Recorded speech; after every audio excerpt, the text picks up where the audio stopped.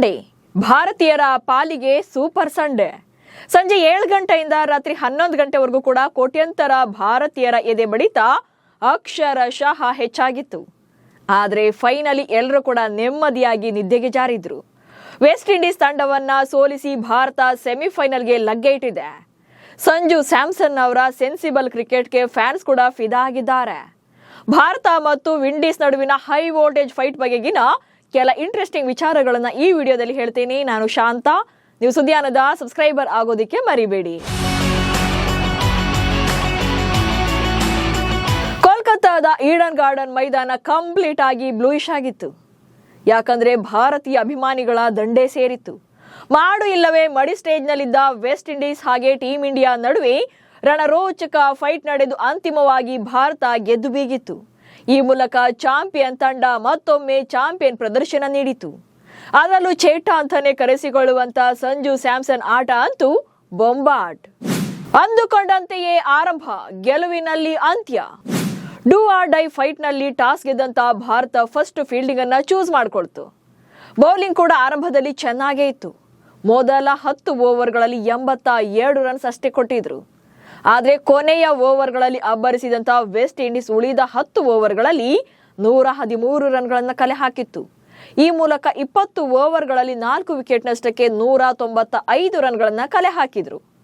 196 ರನ್ಗಳ ಟಾರ್ಗೆಟ್ ನೋಡಿದಾಗ team India chase ಮಾಡುತ್ತೆ ಅನಿಸಿದ್ರು ಕೂಡ ಸ್ವಲ್ಪ ಟೆನ್ಷನ್ ಅಂತೂ ಇದ್ದೇ ಇತ್ತು.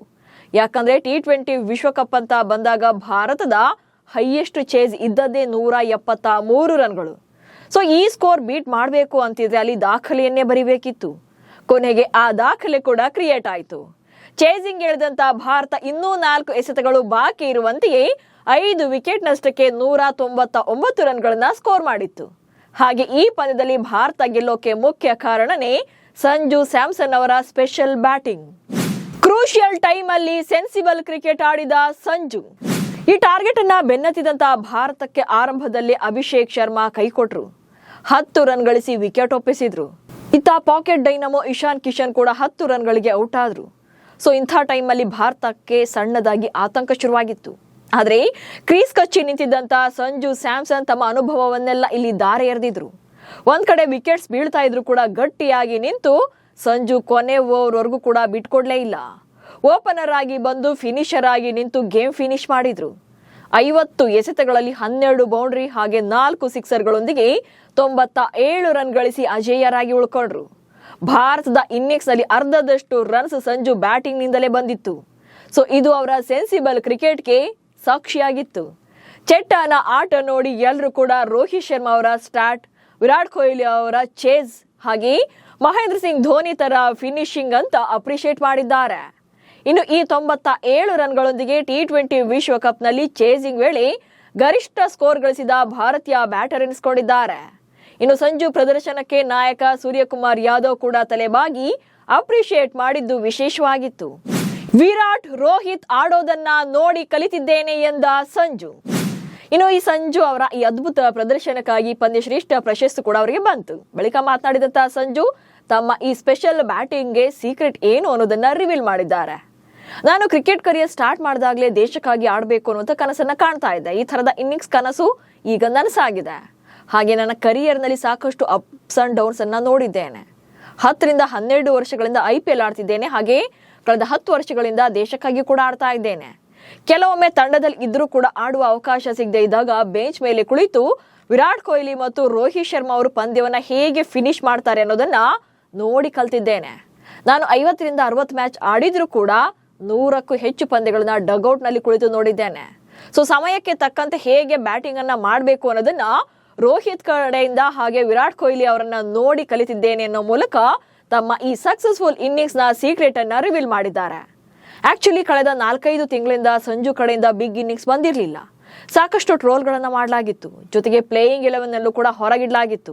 ಆದ್ರೆ ಅಷ್ಟೋ ಪಂದ್ಯಗಳ ಎನರ್ಜಿಯನ್ನೆಲ್ಲ ಇಲ್ಲಿ ಹಾಕಿ ಮ್ಯಾಚ್ ಗೆಲ್ಲಿಸಿದ್ದಾರೆ. 2024ರ T20 ವಿಶ್ವಕಪ್ ನಲ್ಲೂ ಕೂಡ ವಿರಾಟ್ ಕೊಹ್ಲಿ ಅವರು ಆರಂಭದಲ್ಲಿ ಆಡಿರಲಿಲ್ಲ. ಆಗ ರೋಹಿತ್ ಶರ್ಮಾ ಒಂದು ಮಾತನ್ನು ಹೇಳಿದ್ರು, ವಿರಾಟ್ ಕೊಹ್ಲಿ ಅವರು ಫೈನಲ್ ಪಂದ್ಯಕ್ಕಾಗಿ ತಮ್ಮ ಎನರ್ಜಿಯನ್ನೆಲ್ಲ ಸೇವ್ ಮಾಡಿಕೊಂಡಿರಬಹುದು ಅಂತ. ಅದು ಹಾಗೇ ಆಗಿತ್ತು. ಯಾಕಂದ್ರೆ ವಿರಾಟ್ ಕೊಹ್ಲಿ ಫೈನಲ್ ಪಂದ್ಯದಲ್ಲಿ ಏಕಾಂಗಿಯಾಗಿ ನಿಂತು ಭಾರತದ ಗೆಲುವಿಗೆ ಕಾರಣರಾಗಿದ್ರು. ಸೊ ಈಗ ಸಂಜು ಕೂಡ ಅದೇ ತರ ಕೆರೆಬಿಯನ್ ಕಲಿಗಳನ್ನ ಚೆಂಡಾಡಿ ಭಾರತವನ್ನ ಗೆಲ್ಲಿಸಿದ್ದಾರೆ. 2016ರ ಸೋಲಿಗೆ 2026ರಲ್ಲಿ ಭಾರತ ತಿರುಗೇಟು. ಇನ್ನು ವಿಂಡೀಸ್ ವಿರುದ್ಧದ ಈ ಗೆಲುವು ಭಾರತಕ್ಕೆ ನಿಜಕ್ಕೂ ಕೂಡ ತುಂಬಾನೇ ಸ್ಪೆಷಲ್. ಯಾಕಂದ್ರೆ 10 ವರ್ಷಗಳ ಹಿಂದಿನ ಸೇಡನ್ನ ತೀರಿಸಿಕೊಂಡಂಗಾಗಿದೆ.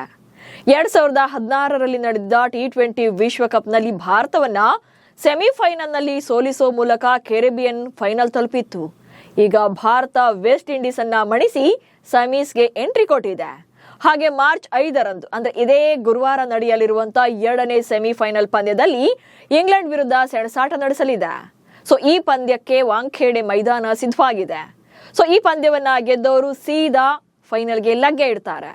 ಮಾರ್ಚ್ 8ರಂದು 10ನೇ ಆವೃತ್ತಿಯ ಚಾಂಪಿಯನ್ ಯಾರು ಎನ್ನುವಂತ $1 ಮಿಲಿಯನ್ ಪ್ರಶ್ನೆಗೆ ಉತ್ತರ ಸಿಗಲಿದೆ. ನಮಸ್ಕಾರ.